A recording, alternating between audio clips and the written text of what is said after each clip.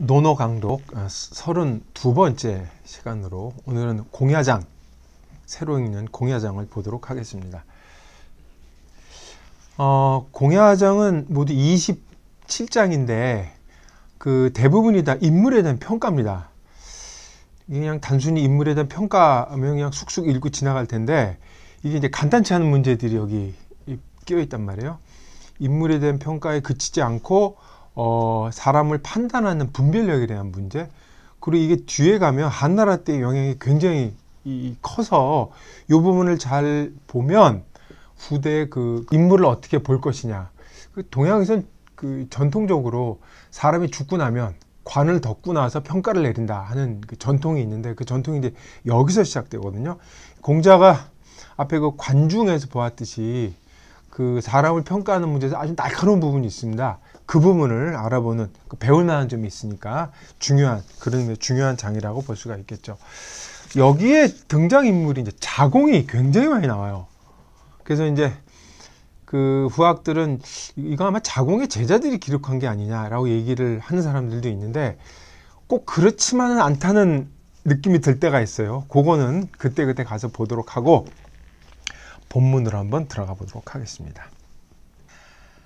자위 공야장 하사대 가처야로다 수제 누설지중이나 비기 죄하라 하시고 이 기자 처지하시다. 일단 이 부분을 A로 끊겠습니다. 그리고 자위 남용하사대 방유도에 불패하고 방무도에 면허 형육이라 하시고 이기 형지자로 처지하시다. 이게 이제 B가 되겠죠. 이게 이제 주자, 우리가 많이 읽는 주자의 판본은 이건 이제 한 장으로 묶은 거죠. 이렇게 일로해서 두 개 다 같이 했는데, 다른 판본, 대부분의 판본이 이걸 나눠서 공야장은 1장으로 보고 남용은 이제 2장으로 보는 거죠. 전혀 다 별개의 인물이기 때문에, 말하는 방식은 똑같은데 전혀 별개의 인물이기 때문에 이걸 보면 이게 이제 다른 시대에 얘기한 걸 말하는 방식이 똑같다 그래서 이게 편집했다는 건 명확히 알 수가 있죠. 해석을 한번 보겠습니다. 선생님께서 공야장에 대해 말씀하셨다. 그에게 아내를 줄만하다. 그에게 장가 시집 보낼 만하다. 뭐 이런 뜻이겠죠. 누설지중이나, 어려운 글자가 여기 오랜만에 나왔어요. 검은 끈이죠. 검은 끈에 묶여 있다 이런 얘기인데 옥중에 있다는 얘기예요. 검은 끈에 묶여 있지만, 옥중에 있었지만 그 사람의 죄가 아니다 라고 말씀을 하시곤 자기 자식을, 딸이죠, 딸, 자기 딸을 그에게 아내로 주었다, 아내로 맞이하게 하였다 이런 얘기죠. 두 번째는 남용에 대해서 말씀하셨다. 나라 국자라 방자를 썼습니다. 나라에 도가 있을 때에는 그를 패하지 않고 쓴다는 얘기죠. 쓸 것이고, 나라에 도가 없을 때에는 형육, 죽음을 당하는 것을 면할 것이다 라고 말씀을 하시곤 형의 자식으로 그에게 그에게 아내를 주었다, 이런 얘기가 되겠죠. 일단 문장 한자부터 좀 보고 말씀을 드리겠습니다.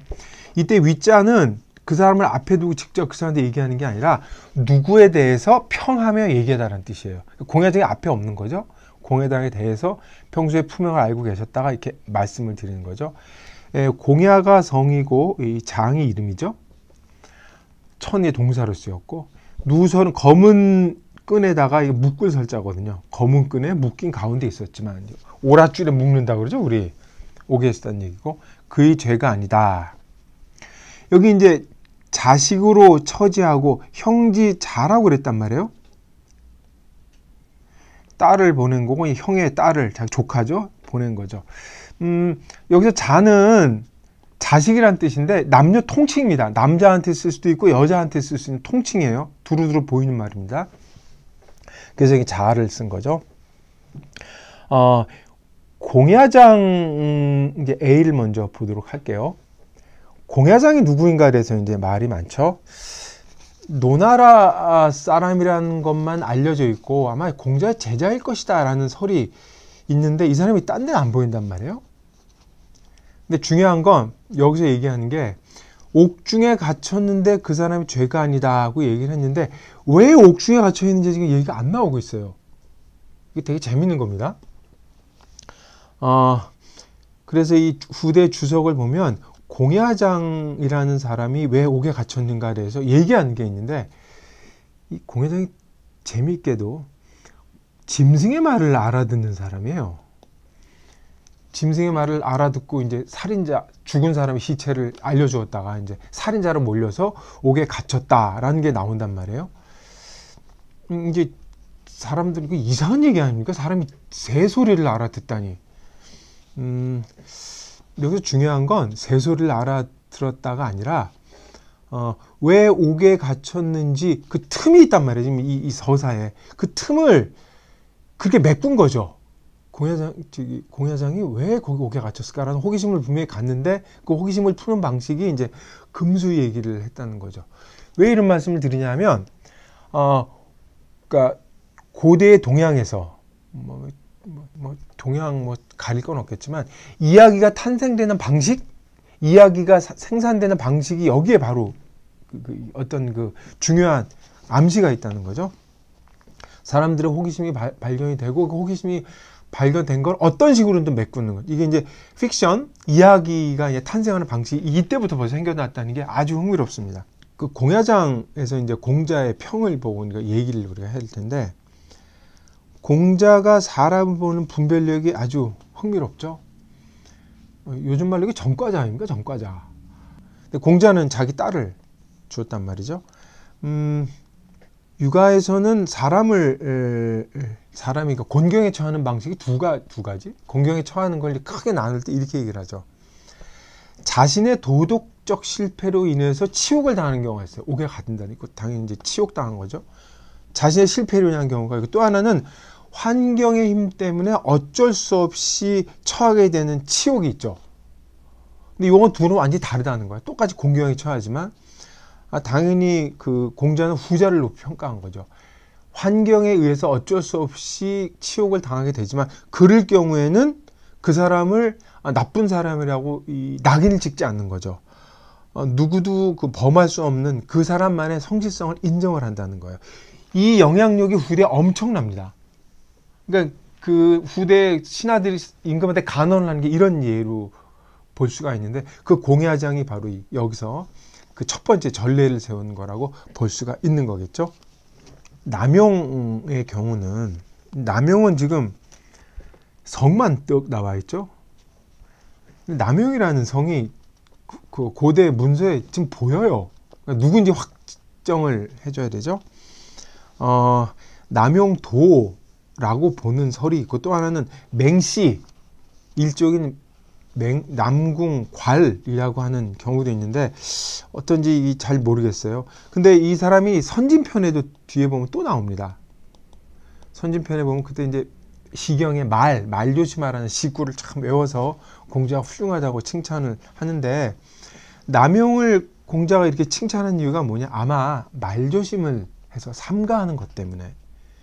이 뒤에 가서 나라에 도가 없으면 형육, 죽음을 면할 것이라는 건 말 조심하고 삼가하기 때문에 행동 거지가 그 상당히 모범이 되고 그렇다고 얘기를 할 수가 있겠죠. 여기 이제 방이란 말을 썼죠. 나라 국자를 안 쓰고.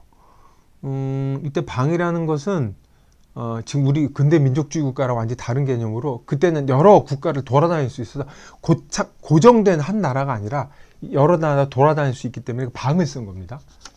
어떤 나라든 가서든 이렇게 할 수 있다는 얘기를 한 거죠.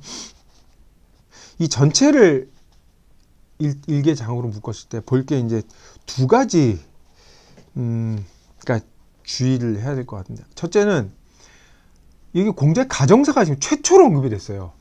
자기 딸을 이제 지금 시집 보낸 거고, 형의 딸을 시집 보낸 거 아닙니까? 공자 형이 있어요, 형이.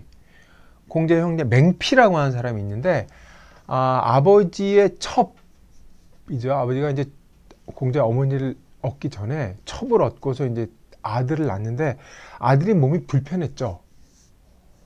아마 이게 이때 공자가 이런 말을 할 때는 아마 세상을 떠났을 거예요. 근데 자기 그러니까 이게 조카를 시집 보내야 될 의무가 있는 거죠. 그래서 이제 형이 돌아가시고 자기 이제 의무를 다해서 형의 딸을 이제 시집을 보낸 거고, 이건 자기 딸을 시집 보낸 거죠. 공자가 언제 결혼했는지, 가족 관계가 어떻게 됐는지 이게 논어에 전혀 드러나지 않습니다. 되게 희한한 일이에요, 이게. 공자를 가장 잘할 수 있는 자료가 논어인데 사람들이 호기심을 가질 만한 결혼이나 가정 사이가 전혀 없다는 게 여기서 잠깐 언급된다는 거죠. 알 수가 없어요. 이게 참 재밌는 거죠. 또 하나는 이 서사 방식이 되게 희한해요. 그 사람을 평가하고 나서 그 뒤에 결과로 누구를 그에게 이제 시집 보냈다는 얘기를 뒤에 언급을 하고 있는데, 이건 평가와 시집 보내는 건 사실 별개의 문제죠. 근데 이거를 결합시켰다는 그러니까 인물평에 그치지 않고 그 결과로서 어떤 행동을 취했다는 게 여기서 처음으로 보이죠. 무슨 얘기인가 하면 내러티브, 이런 식의 내러티브가 여기서 처음 등장을 합니다. 얘기가 지금 복잡해지기 시작하는 거예요. 그래서 뒤에 가면 공회장에 이 이질적인 얘기가 결합하는 방식이 이제 등장을 하기 시작하는데, 그걸 보면 이게 아마 후대 편집됐을 거라는 이제 가능성을 점점 높여주고 있는 거라고 볼 수가 있겠습니다. 2장을 보겠습니다. 자위 자천하사대 군자제라 약인이여 노무군자면 사언 취사리요. 선생님께서 자천에 대하여 말씀하셨다. 군자로구나. 이 같은 사람은, 노나라에 군자가 없었다면 이 사람은 어디서 이것을 취하였겠는가, 어디서 이것을 얻었겠는가, 이렇게 해석을 하죠, 일반적으로. 주자는 이 앞에 사를 이제 자천으로 받은 인칭대명사로 받고 뒤에 사를 이제 덕으로 봤어요. 그러니까 자천이 사를 훌륭하니까 이 사람 참 군자로구나. 노나라에 군자가 없었다면 이 사람이 이런 덕성스러움을 어디서 가졌겠느냐, 이런 얘기를 한 거죠. 어느 이제 어디서라는 거죠. 의문사로. 여기서 하고자 하는 얘기는 이제 노나라에 군자가 없었다면이라 그래, 노나라 군자가 많은 걸 드러냈다, 뭐 이렇게 얘기를 일반적으로 하죠. 자천이 누구인가가 이제 궁금증을 가질 수밖에 없죠. 보통 이제 복불제라고 보통 얘기를 합니다. 복불제. 두 가지 설이 있어요. 하나는 이제 공자의 제자라는 설이 있고, 두 번째는 이제 노나라의 유명한 지방관, 관리였다는 설이 있어요. 이게 노나라의 선보라고 하는데 유명한 지방관이라는 설이 있죠. 첫 번째로 공자의 제자로 봤을 때에는 군자로구나, 뭐 노나라에 군자가 없었다면 이 사람이 어디서 이런 덕을 취했는가라고 해서 이 군자가 되는 데 있어서 존현사후, 현자를 보면은 현자로서 잘 돼요. 현현역색하고, 그 다음에 이제 그 자기 친구도 스승으로서 거의 보다시피 하고 친구한테도 덕을 이제 얻고, 그래서 훌륭한 태도를 가진 제자로 보고 이제 해석을 하는 거고, 이게 통설이죠. 근데 지방관으로 볼 수가 있어요. 아까 선보. 그럼 얘기가 약간 달라집니다. 이 사람이 어디서 이걸 취했겠는가 할 때 앞에 이거는 당연히 자천인데 뒤에 사가 덕이 아니라 그 사람이 부리는 부하가 돼요. 그러니까 군자로구나, 이 사람은. 노나라에 군자가 없었다면 이 사람이 어디서 이런 자기 부하를 가져다 썼겠는가, 이렇게 되는 거죠. 능력 있는 사람을 취하는 그 사람의 안목을 칭찬을 한 거죠. 그러니까 노나라에 군자가 없었다고 하는 건 의미는 같지만, 이때 군자는 그 사람이 보는 안목을 갖고 아래 사람을 취한 게 되는 거죠. 공자의 제자를 보면 주변 사람이 되는 거, 약간 뉘앙스가 달라지는데, 이 지방관으로 볼 때는 노나라에 군자가 많다는 어감이 더 강해진다고 볼 수가 있겠죠. 근데 또 다른 해석이 있어요. 사원취사리오를 아예 고어로 보는 거죠. 고어를 갖다 공자가 이제 인용했다고 보는 거죠. 쓱 집어 꼈다고. 그때 보면은 이 사자를 둘 다 일종의 어사로 보는 거예요. 아무 의미 없는. 네 글자로 맞춘 어사로 보고, 노나라의 군자가 없었다면 어서 이 사람이 취했겠는가, 어서 이렇게 될 수 있을 건가, 이런 얘기가 되는 거죠. 이렇게 되면 우리가 이 사람이 어떻게 군자가 될 수 있었겠는가 라는 해석을 하게 되면 그 자천에 대한 집중력이 강해지죠. 또 하나는 앞에서 덕불고 필윤이라는 해석을 할 때 덕을 닦는 공부는 혼자 하는 게 아니라 반드시 도와주는, 옆에서 덕을 닦는 사람이 있다라는 것을 풀이하는 말로, 실증하는 말로 해석할 수 있어요. 이 해석이 굉장히 설득력 있는 해석으로 보일 수가 있어요. 그러니까 수덕은 혼자 하는 게 아니라고 앞에서 얘기를 했는데, 그 예로 자천을 구체적 예를 든 거라고 볼 수 있는 거죠. 결국 이제 사언취사려고 하는 허사가 많이 들어간 글 때문에 다양한 해석의 여지가 생긴 그런 글로 볼 수가 있겠습니다. 3장을 보겠습니다. 자공문할, 사야는 하여하니 있고, 자왈, 여는 기하라. 왈, 하기야 있고, 왈, 호련이 아니라. 자공이 선생님께 여쭈었다. 저는 어떻습니까? 저는 어떤 사람입니까? 그런 뉘앙스죠. 하여라는 말로 다 뒤에도 자주 보이는 어법입니다. 저는 어떻습니까? 선생님 말씀하시길, 너는 그릇이야. 자공이, 어떤 그릇입니까? 호련이지.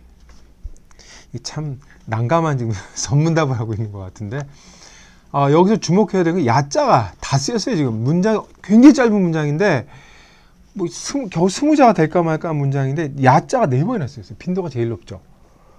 희한한 얘기예요. 이 글을 읽으면 앞에서 읽은 말이 자동적으로 떠오르죠. 군자불기다. 군자는 이제 그릇이 아니다, 그릇으로 쓰여서 안 된다라는 문장이 있었는데, 지금 자공이 물었던 선생님이 넌 그릇이야.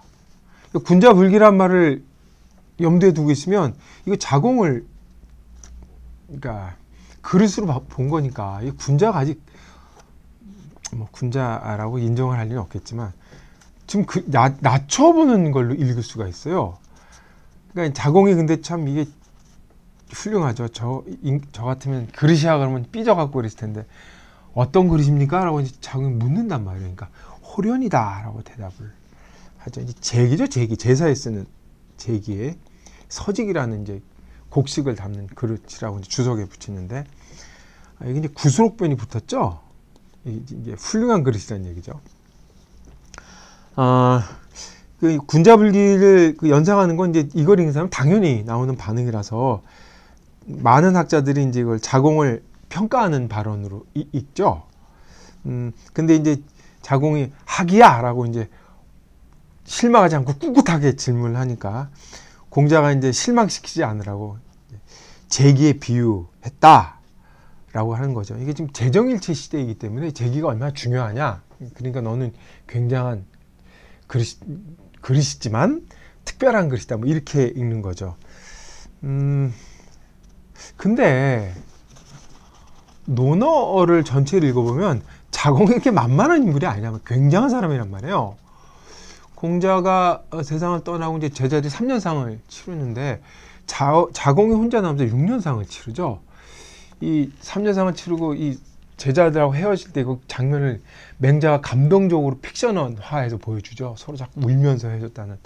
맹자가 굉장히 이 서사를 잘 만들었는데, 혼자 그 3년 동안 염학을 지키면서 공부가 굉장히 깊어진 사람이란 말이에요. 자공이. 그래서 후대의 자공의 제자가 공자님보다 훌륭하지 게 선생님 아닐까라고 얘기할 정도로 자공이 굉장히 깊어진 사람이고, 자공의 말을 굉장히 외교에 능한 사람이라, 장사 아주 잘했지만 외교에 능한 사람이라 언어 감각이 되게 뛰어나단 말이에요. 그리고 또 뭐 사람에게 접근하는 능력, 친밀감. 공자하고 대답할 때 그랬잖아요. 자기가 알고 싶은 것, 그리고 아내하고 자기 비교할 때 겸손함, 그리고 상황 판단 능력이 뛰어난 사람이란 말이에요. 그러니까 그릇으로 볼 수는 없어요, 단순히.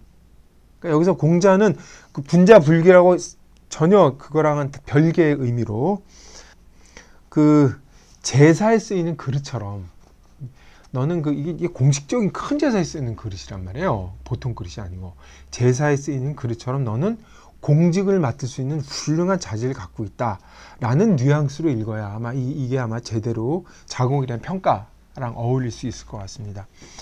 여기 야자를 말씀드렸는데 사야는 하야 있고 이거 중요합니다. 그 제자가 스승님한테 얘기할 때 반드시 이름으로 얘기를 해요. 선생님 저는 어떻습니까? 이렇게 대명사를 쓰지 않습니다. 이게 뒤에 문제가 되기 때문에 제가 강조를 하는 겁니다. 그리고 야는 하고 딱 끊어주죠. 근데 공자가 야라고 하죠. 그 딱 끊어 얘기해요. 너는 그릇이야. 단정어사를 야 썼죠. 근데 뒤에 또 자공이 묻죠. 하기야 있고 이때는 야가 단정어사가 아니라 의문사입니다. 근데 의문사는 이게 이제 의문형 어미 이거를 물어야 되죠. 이거랑 똑같은 말입니다. 이 야자가 요거를 많이 쓰여요. 그러니까 공자가 다시 한번 호련히 하고 단정한 말을 딱 주는 거죠. 야자를 쓰면 문장이 딱 끊어지는 느낌이 있어서 공자가 그 말을 잘 안 쓰는 어법인데 여기는 제자고 얘기를 하면서 분명하게 딱 의견을 밝힌 것. 그래서 야자를 썼다는데 주목할 필요가 있겠습니다. 아마 이 자공하고 이 말을 주고받았을 때 이 자공은 이걸 금방 알아들었을 거예요, 당시에는. 근데 지금은 이 호련이라는 말도 어렵고 그래서 제가 이 호련은 자세히 설명을 안 했습니다만은 그 당시보다 지금 이해가 어렵다는 말 다시 한번 드리고 마치겠습니다. 이상 32번째 강의를 마치겠습니다.